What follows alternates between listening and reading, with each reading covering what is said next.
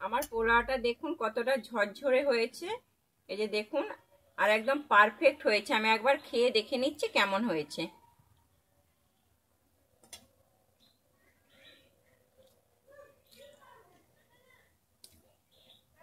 একদম দারুণ হয়েছে। আপনারা অবশ্যই বাড়িতে পুজোর সময় একবার বানিয়ে দেখতে পারেন।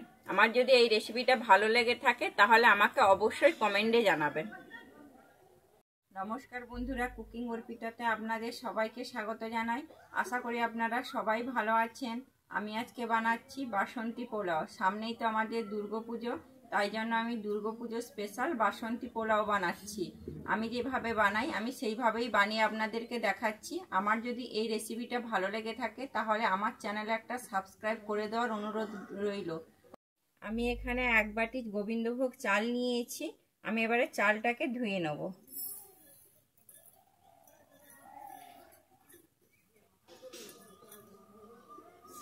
আমি চালটাকে ভালোভাবে ধুয়ে নেব আগে।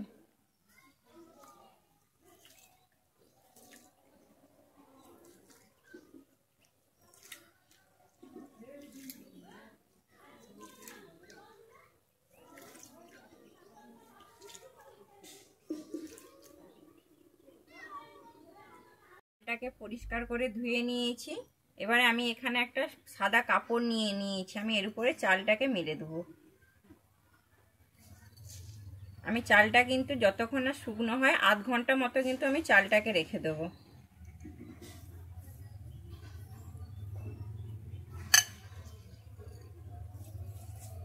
এইভাবে কাপড়ের উপরে মেলে দিলে কিন্তু চালের যে জলটা আছে জলটা শুষে নেবে।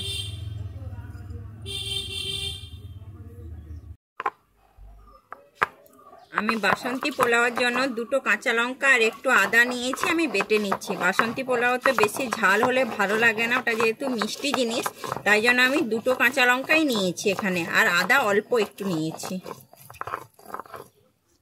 আমার চালটা শুকিয়ে গেছে, দেখুন কি সুন্দর ঝরঝরে হয়ে গেছে। আমি এবারে চালটাকে তুলে নিচ্ছি।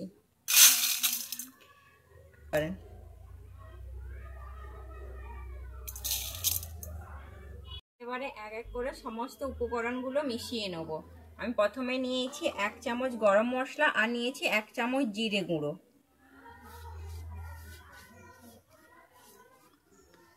পরে নিচ্ছি হলুদ। আমি এখানে 1 চামচের মতো গুঁড়ো হলুদ দিয়ে দেবো।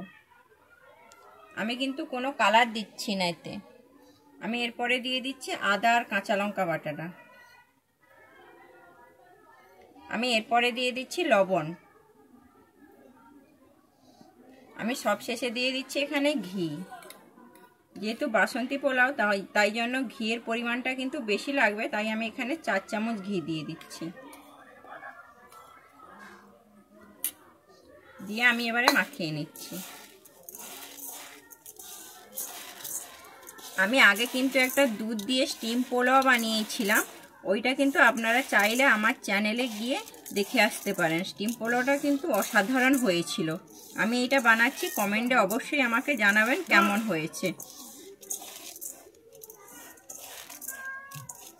আমার এটা মাখানো হয়ে গেছে। আমি এবার এটাকে মাখিয়ে আমি 15 মিনিট থেকে 20 মিনিটের জন্য এটা রেখে দেবো। আমি বাসন্তী পোলাওয়ার জন্য গরম জল আমার লাগবে, তাই জন্য আমি গরম জলটা আগেই করে নিচ্ছি। আমার জলটা গরম হয়ে গেছে, আমি জলটাকে এবারে নামিয়ে নেব। আমি কড়াইতে এবারে ঘি দিয়ে দিচ্ছি।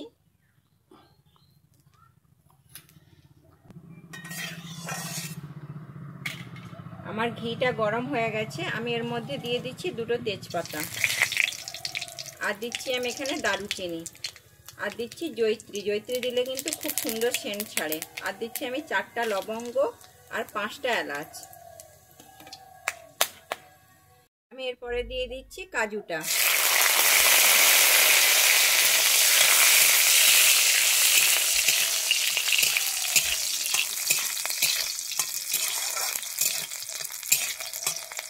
আর কাজুটা ভাজা হয়ে গেছে। আমি এরপরে দিয়ে দিচ্ছি কিশমিশ। আমি কিশমিশটা আগে থেকেই ভিজিয়ে রেখেছিলাম, কিশমিশটা দিয়ে দিচ্ছি।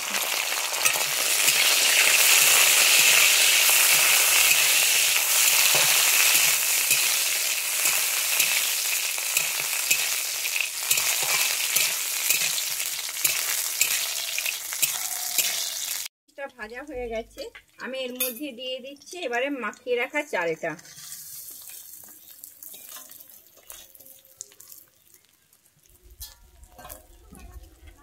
আমি চালটা দিয়ে 2 মিনিট কিন্তু আমি এখানে ভেজে নেবো চালটাকে।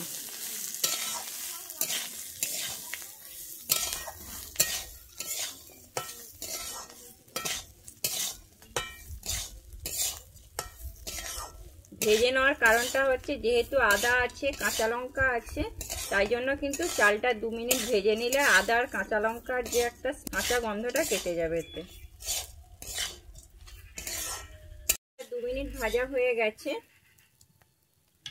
এরপরে আমি দিয়ে দিচ্ছি জল।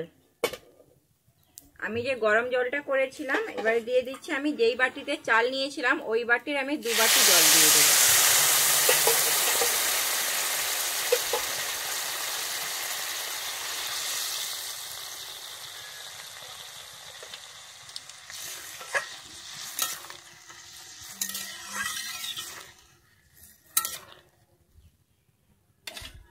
এরপরে আমি ঢেকে দিচ্ছি 5 মিনিটের জন্য। আমার 5 মিনিট হয়ে গেছে। আমি ওই ঢাকনাটা খুলে দেখে নিচ্ছি। এই দেখুন আমার চালের জলটা কিন্তু অনেকখানি শুকিয়ে এসেছে। আমি এর মধ্যে দিয়ে দিচ্ছি এবারে 2টো কাঁচা লঙ্কা আর দিচ্ছি চিনি। এটা যেহেতু মিষ্টি পোলাও তাই চিনিটা আপনারা আপনাদের পরিমাণ অনুযায়ী নেবেন। আমি এখানে 2 চামচ চিনি নিয়েছি। আর দিয়ে দিচ্ছি সামান্য একটু লবণ দিয়ে আমি এটাকে এবার ভালোভাবে মিশিয়ে নিচ্ছি।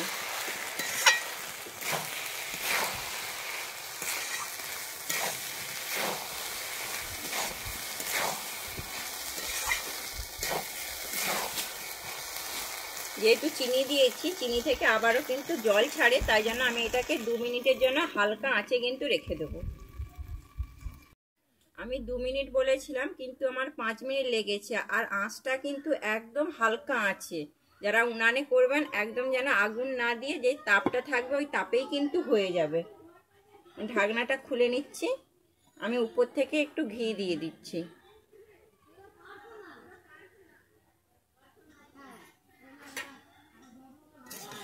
ঘি দিয়ে একটু নেড়ে নিচ্ছি।